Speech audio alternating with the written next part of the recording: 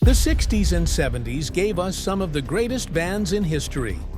But what about the ones that got left behind? While the Beatles, Zeppelin, and Pink Floyd became legends, other bands, just as innovative, got buried under the weight of bad luck, poor marketing, or simply being too ahead of their time. What if I told you that some of the most influential bands never got the credit they deserved? Bands that changed the course of music. But no one was listening. Stick around, because today we're diving into 10 obscure bands from the 60s and 70s that you need to hear. And by the end, you might just find your new favorite band. The Velvet Underground. If you've ever listened to punk, indie, or alternative rock, you owe a debt to the Velvet Underground. But back in the 60s, no one cared. They weren't selling out stadiums. They weren't topping the charts. In fact, their debut album, The Velvet Underground and Nico, sold so poorly that it was considered a failure. But here's the thing. Brian Eno once said, "Only a few thousand people bought that first Velvet Underground album, but every single one of them started a band." Lou Reed and John Cale weren't making music for the masses. They were making music for the future. Whether it was the feedback-drenched chaos of Sister Ray or the fragile beauty of Pale Blue Eyes, they redefined what rock music could be. So why were they overlooked? Maybe they were too dark, too raw, too real. But today, their fingerprints are everywhere. Did you ever realize just how much modern rock owes to the Velvet Underground? Drop a comment below and let's talk. The Stooges. Reasons on rock and roll music and why I preach against it, and I believe with all of my heart that it is a contributing factor to our juvenile delinquency of today.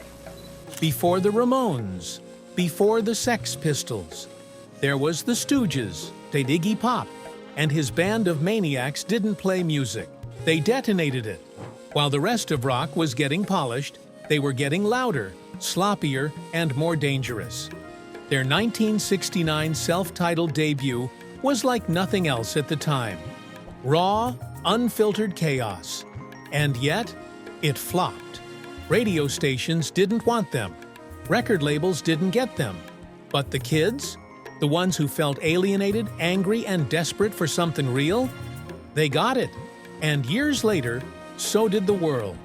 If you've ever felt like music today is too safe, go back and listen to Funhouse or Raw Power. Because the Stooges weren't just making music, they were starting a riot. Do you think the Stooges should get more credit for inventing punk? Let me know. The 13th Floor Elevators. Before Pink Floyd went psychedelic. Before the Grateful Dead made it big. There was the 13th Floor Elevators. Led by Roky Erickson, this Texas-based band was the first to truly embrace the psychedelic movement.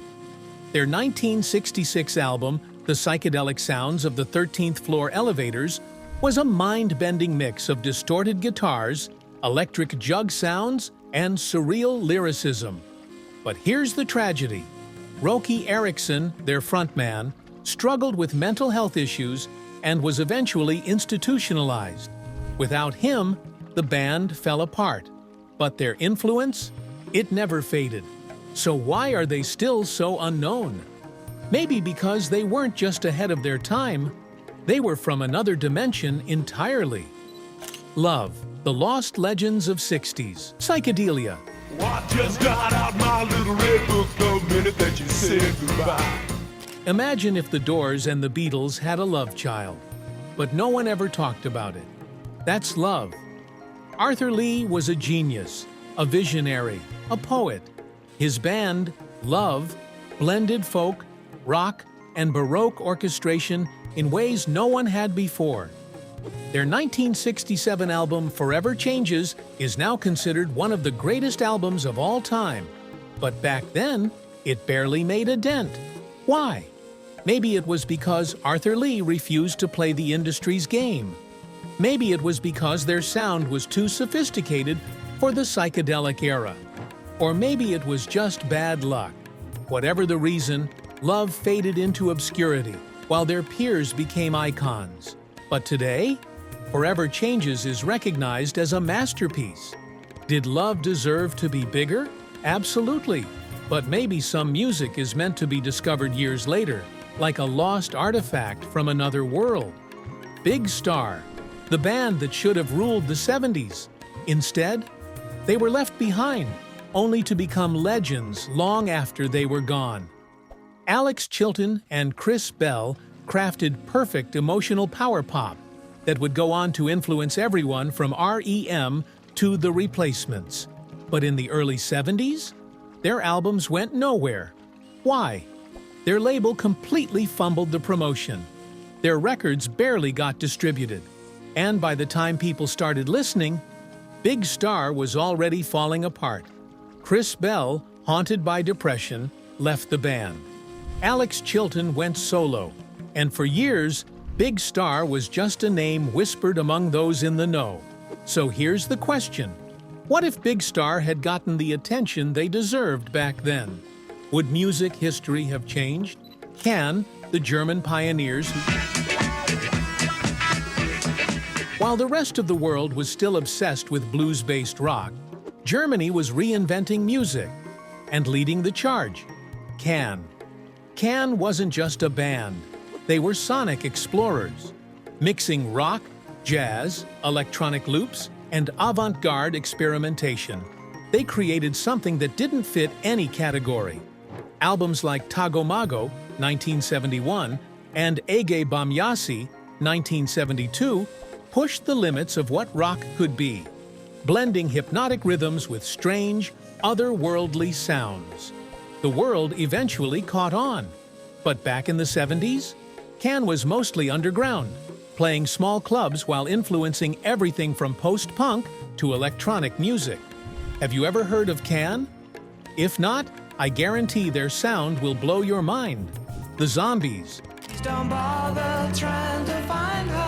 1968.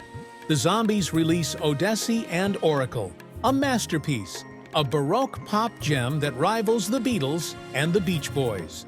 But guess what? By the time people noticed, the band had already broken up. It wasn't until years later that songs like Time of the Season became classics.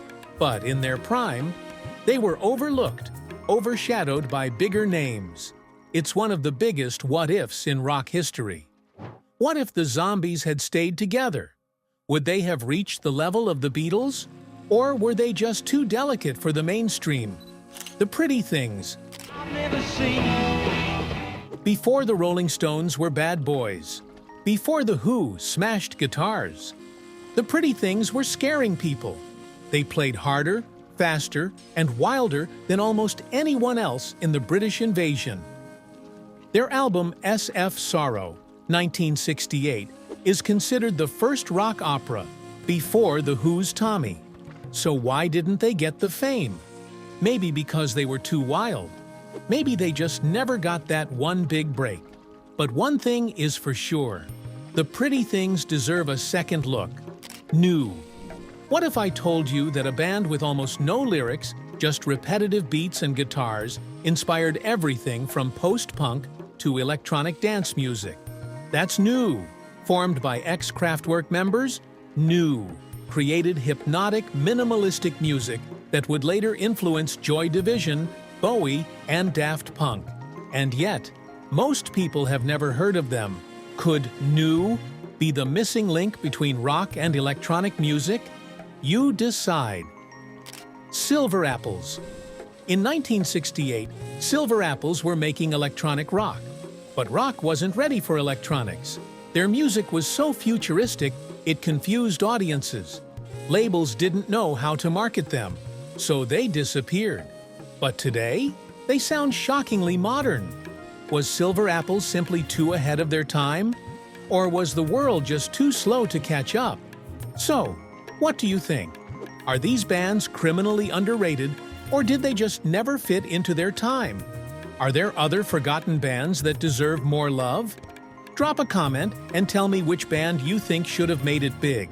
And if you love discovering the hidden gems of rock history, hit that like button and subscribe, because there's so much more to uncover. Until next time, Keep digging for the sounds they don't want you to hear.